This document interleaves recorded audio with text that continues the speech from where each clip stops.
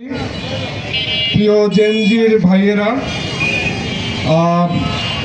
ছাত্র জনতা সহ বর্তমানে মিশন মোড়ে আপনারা যারা আছেন সবাইকে জেনজি লালমনিরহাটের পক্ষ থেকে জানাচ্ছি শুভেচ্ছা ও অভিনন্দন জানাচ্ছি এই কারণেই যে আজকে এত সুন্দর একটা ফ্ল্যাশ মবের আয়োজন করা হয়েছে, যেন একটা প্রতীকী চিহ্ন তিস্তাপাড়ের মানুষের জীবন বৈচিত্র্য, তাদের কার্যকলাপ বা আমরা কিভাবে এই আমাদের উত্তরবঙ্গের মানুষ আমরা কিভাবে চলাফেরা করি তার একটি প্রতীকী চিত্র আমরা জাস্ট 10-15 মিনিটের ভিতরে দেখানোর চেষ্টা করেছি। শুধু 10-15 মিনিটের ভিতরে কিন্তু একটা প্রতীকী চিত্র বা একটা জীবন সম্পর্কে কিন্তু ধারণা দেওয়া সম্ভব হয় না। যারা তিস্তাপাড়ে বসবাস করে তারাই বুঝে যে তাদের কষ্টটা কীরকম।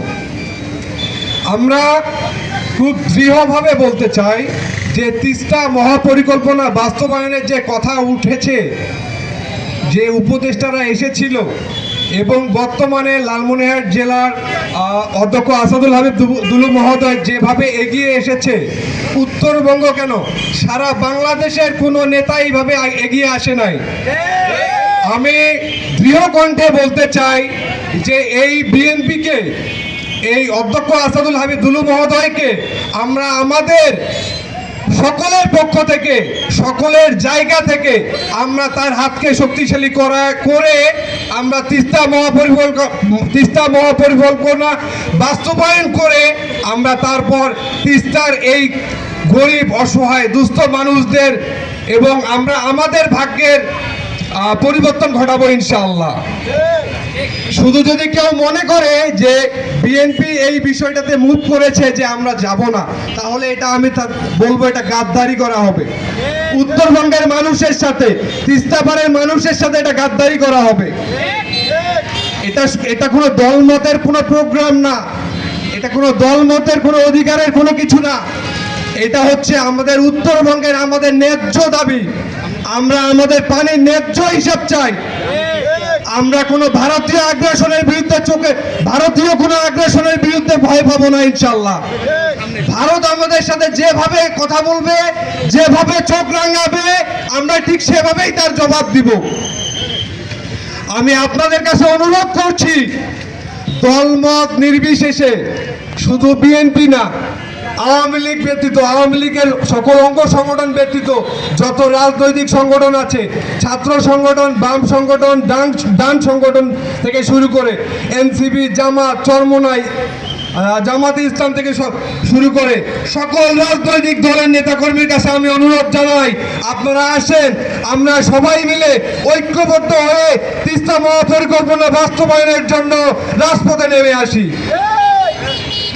আর আজকে এই জেনজি আয়োজক বৃন্দদের কাছে অনেক ধন্যবাদ ও কৃতজ্ঞতা জানাচ্ছি যে আপনারা আজকে এত সুন্দর একটা আয়োজন করেছেন।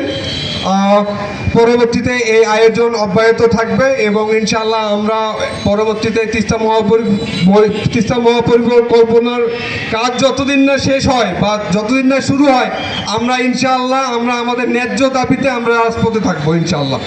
সকলের সুস্বাস্থ্য ও মঙ্গল কামনা করছি। 36% হিস্সার মালিক আমাদের বাংলাদেশ, কিন্তু আমরা কি দেখছি, এই ভারত তাদের অভ্যন্তরীণ রাজনীতির কারণে আমাদেরকে আমাদের ন্যায্য হিস্সা, আমাদের পানির হিস্সা থেকে বঞ্চিত করছে। তারা বিভিন্নভাবে তাদের অভ্যন্তরীণ যে রাজনীতি, কখনো দেখা যায় যে ভারতের কেন্দ্রীয় সরকার পানি দিতে রাজি হয়, কিন্তু পশ্চিমবঙ্গ সরকার আমাদেরকে আমাদের ন্যায্য হিস্সা দিতে দেয় না।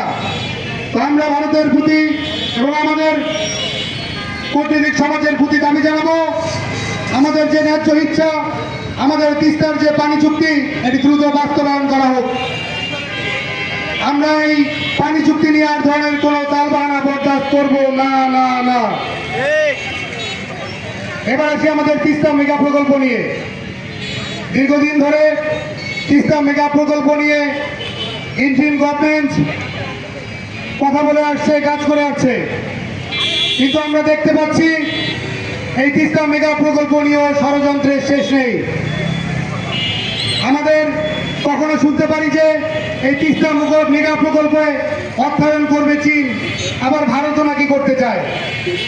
আমাদের কথা, আমাদের দাবি, সে যেই হোক না কেন, ভারত এবং চীন তাদের পারস্পরিক যে শত্রুতা, যে দ্বন্দ্ব, সেই দ্বন্দ্বের মধ্য দিয়ে বাংলাদেশকে তারা তাদের প্রেক্ষাপট বানাতে চাচ্ছে। আমাদের একটাই কথা, আমাদের তিস্তা মেগা প্রকল্পে যেই অর্থায়ন করুক না কেন, খুব দ্রুত এই তিস্তা মেগা প্রকল্পের কার্যক্রম আমরা বাস্তবায়ন দেখতে চাই। আমরা চাই অনতিবিলম্বে তিস্তা মেগা প্রকল্প বাস্তবায়ন করা হোক, যাতে করে এই তিস্তা মেগা প্রকল্প বাস্তবায়ন হলে আমাদের উত্তরাঞ্চলের মানুষ কৃষিতে যেমন সমৃদ্ধ হবে, অর্থনৈতিকভাবেও সমৃদ্ধ হবে এবং আমাদের এই অঞ্চলের নিপীড়িত মানুষ, নিষ্পেষিত মানুষ তারা একটা কর্মসংস্থানের ব্যবস্থা খুঁজে পাবে এবং এর মধ্য দিয়েই শুধু উত্তরাঞ্চলের মানুষের অর্থনৈতিক বিপ্লবই ঘটবে না, বাংলাদেশের পুরো অর্থনৈতিক চিত্রই পাল্টে যাবে ইনশাআল্লাহ।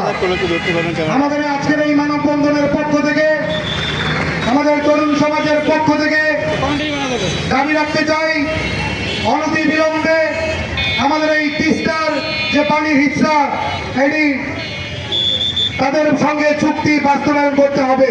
দ্বিতীয় যে দাবি, আগামী নভেম্বরের মধ্যেই আমরা চাই এই তিস্তা মেগা প্রকল্পের কার্যক্রমের বাস্তবায়নের যে সূচনা, এই সূচনা আমরা দেখতে চাই।